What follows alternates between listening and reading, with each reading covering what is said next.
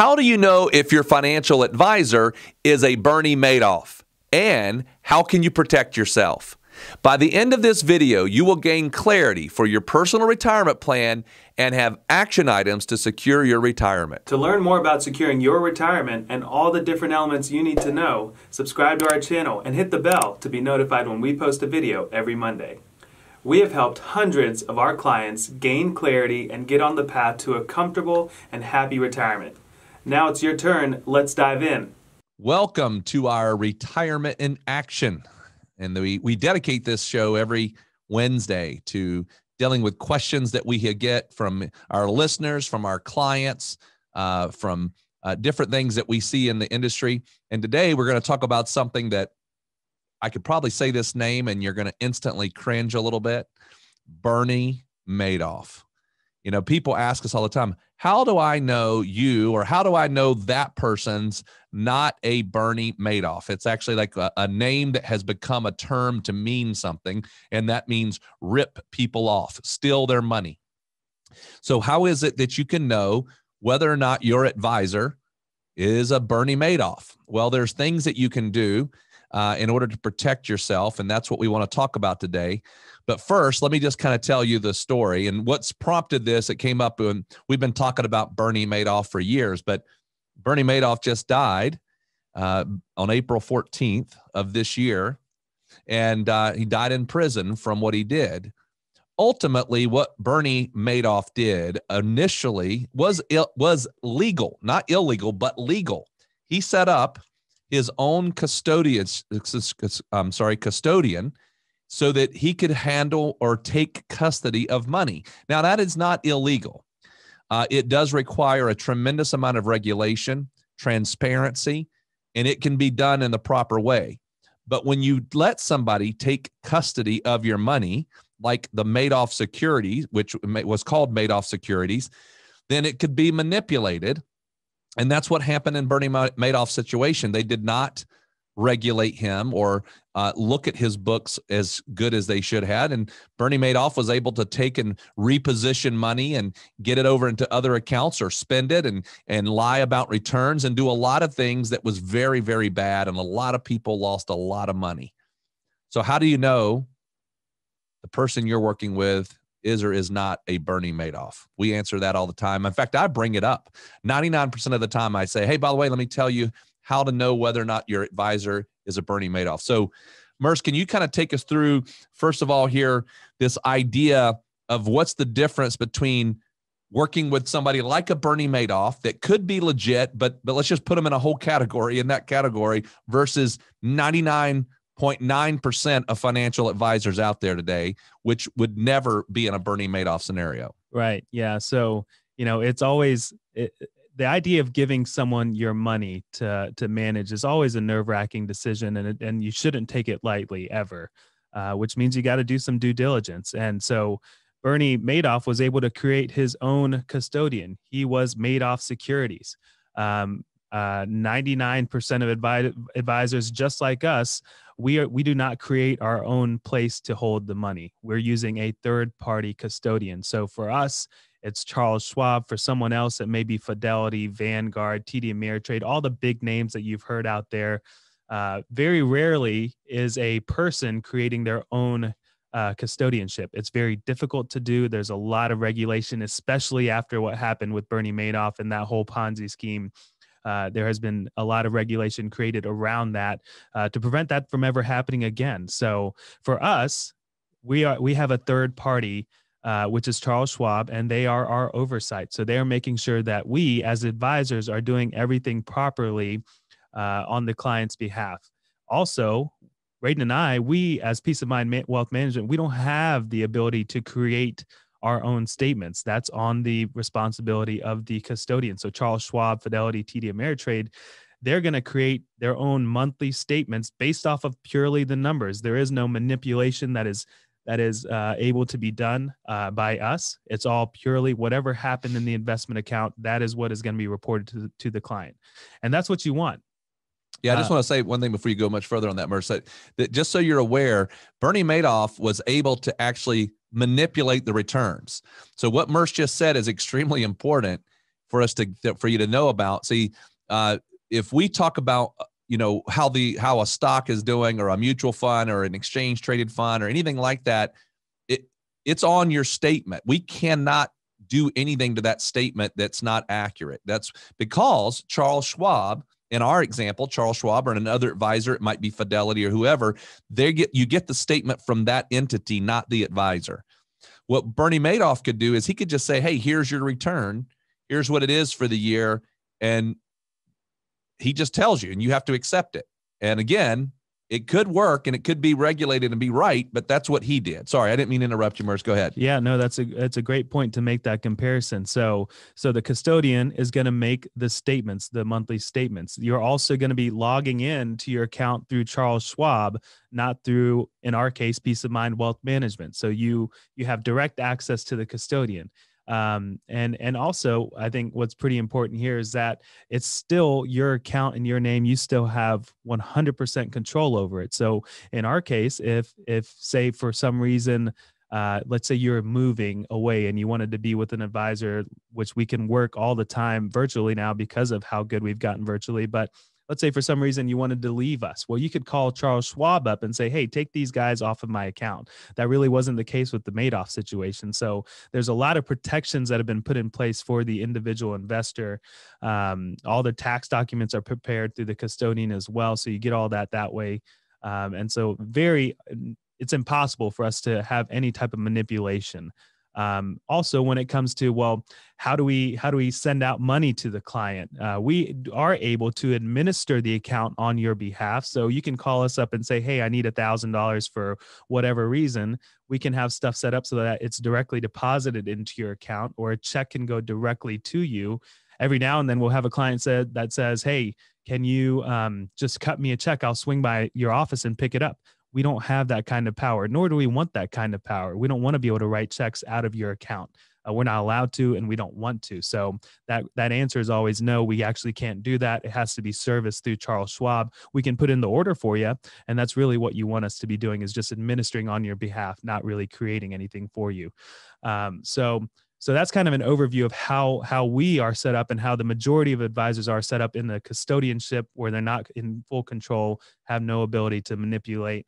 But licensing is very important here. When you're searching for an advisor, there's a ton of different types of licenses out there. If you're going to an insurance agent, they have to be licensed through the state that they are selling insurance in, whether it's life insurance, property, health insurance, whatever. There's licenses that are associated through the insurance organizations.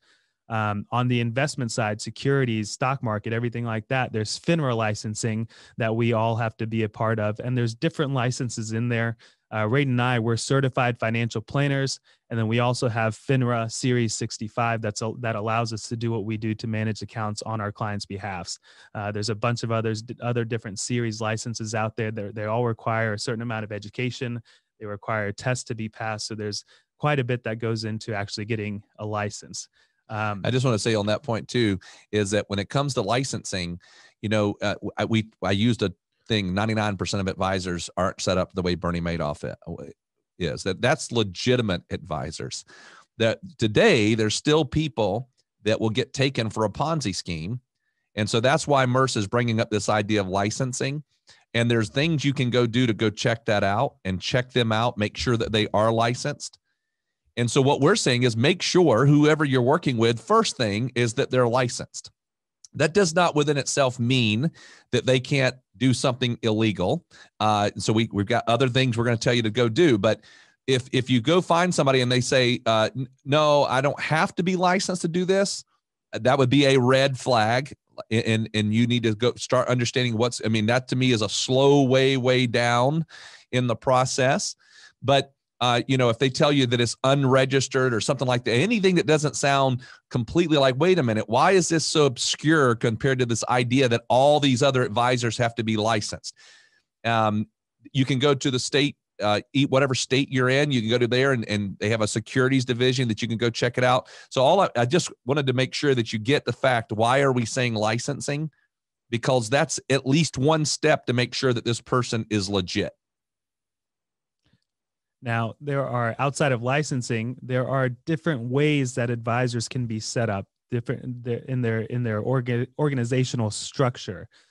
So we are set up as an RIA, which stands for a registered investment advisor. Radon and I are investment advisors. And so that gives us the ability, once again, to act on the behalf of our clients. Also, being a investment advisor holds us to a fiduciary standard. Our CFP designation also, on top of that, holds us to a fiduciary standard. We did a whole podcast on what a fiduciary is, but basically it means that we are forced by law to act by keeping the client's interest ahead of our own. So keeping the client first, that's very important. Then there's also your broker dealers and different insurance types of agents. So Radon, you want to talk about those? Yeah. So there's a couple different ways. Merce and I are on the investment side. We receive a fee for managing the money that we manage. We don't get any commissions on those on any of those transactions. It's simply just managing the money.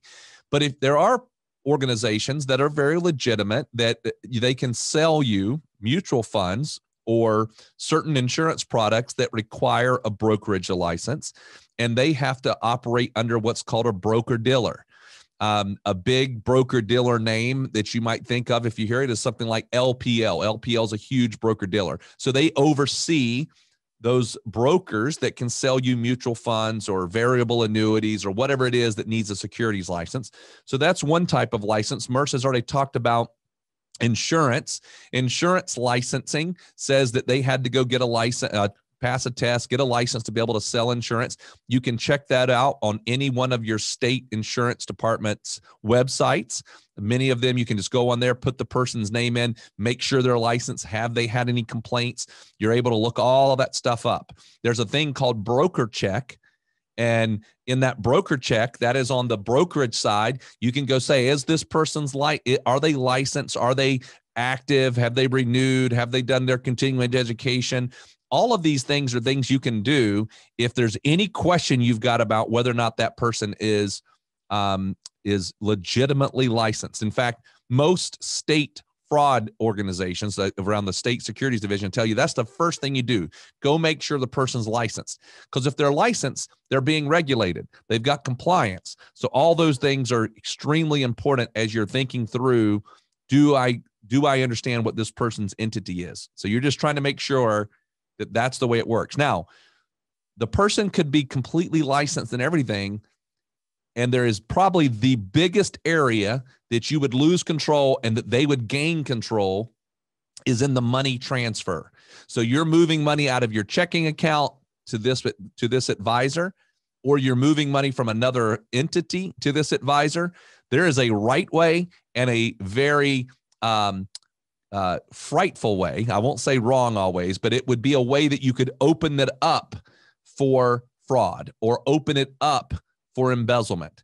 So Merce, can you just talk a little bit about the money transfer part and how to do it safely, the right way, what I'm going to call the right way, and then the way that could actually expose yourself to problems? Yeah. And I actually had a phone call about this earlier today, and the question was, how do I make that check out? And sometimes if you're writing a check, it's usually to the company. If you're purchasing a product, you're writing that check to the company. In our case, you're putting money into our investment account. So you may think, well, I should write it to Peace of Mind Wealth Management. Well, that is not the case. And we want to stay away from that as much as possible.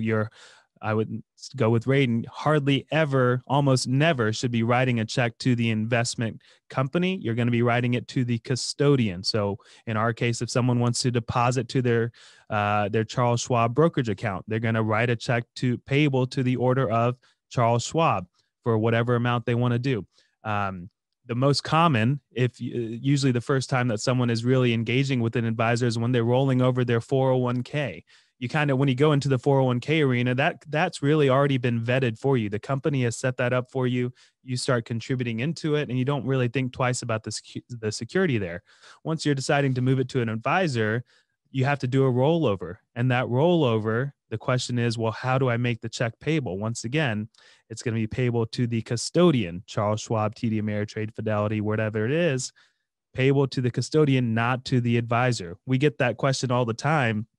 And sometimes we joke about it. Yeah, write it to Radon Stansel. And people will do it because that's what you think you're supposed to do. But we joke about it, but we also do correct them and say, hey, make sure you never do it this way. Always write it to the custodian. And that's the number one way to do it. And also how misunderstandings could happen. And I want to clarify, we joke about it. To tell them to write it to Raid and Stancil, and we never let them start writing that. Okay. Right. And you know, most people will catch it, but every now and then somebody will start to say, oh, that makes sense. You know, I will tell you, of the Ponzi schemes that you read about, and we get a newsletter from the state of North Carolina that tells us about all the ones that have occurred. And there's usually 1 or 2 or 3 that people have embezzled money. And almost every time it is exactly what Merce said. No, write the check to me, my company. So let's go with us, Peace of Mind Wealth Management, and then we will disperse it. Anytime that is the conversation, you need to stop right there and go, what is going on? And that's where you just really want to put the brakes on, because there's something not happening correctly in that situation. I want to just tell you, one other form that you can go check is what's called their ADV form. An ADV form is something that's filed with either the state or federal agency that those advisors would be with, and that tells you all about their entity, how they're set up. The other thing is you could ask for references. Now, I will tell you, Bernie Madoff had a lot of references because a lot of his business came from referrals. So that doesn't within itself protect you. All these other things are way more big red flags that you would have on there. If the person's not registered and they tell you that, oh, well, but this particular product or this particular investment, you don't get registered, and they try to do anything slick like that, again, huge red flag. But we hope that this is kind of like at least broke it down into some level of categories, just to say, all we're trying to do is say, hey, make sure the radar's on and I'm checking it out. Because if they check out and everything's a legit process, then it just makes it easy for you. You can rest. You know where the money is going. You know what's happening to the money. It's not a stressful scenario. But when we're moving our life savings to another account, it can be stressful. Again, if you're moving from Fidelity to Charles Schwab, you don't have to sweat it. You know what's going on. You understand the process. If you're writing it to a major insurance company, not a big deal. We know where it's going. We know how the money is going to be custodied, who the custodian is going to be. So again, our whole purpose in this is not to be alarming in the sense of alarming, but just simply to say, check things out. Okay. If you've not had a chance, please visit our website, pomwealth.net. And there's a wealth of information there. Visit our blog page. If you have any questions, you can actually schedule a 15-minute complimentary phone call with Merce and myself, and we'll be glad to answer any questions you have. We hope you have a great day and a great week. We'll talk to you next week. We hope this video has given you some confidence and clarity as you plan for a worry-free life in retirement. But what else do you need? We have created a complimentary video course called 3 Keys to Secure Your Retirement. This video walks you through step by step what you need to do to get ready for retirement. You can also check out our podcast called Secure Your Retirement. You can subscribe below. For more retirement tips, watch this video. Create your retirement income plan. Also, click here to subscribe to our podcast, Secure Your Retirement. If you like this video, hit the like button and be sure to subscribe and share it with your friends.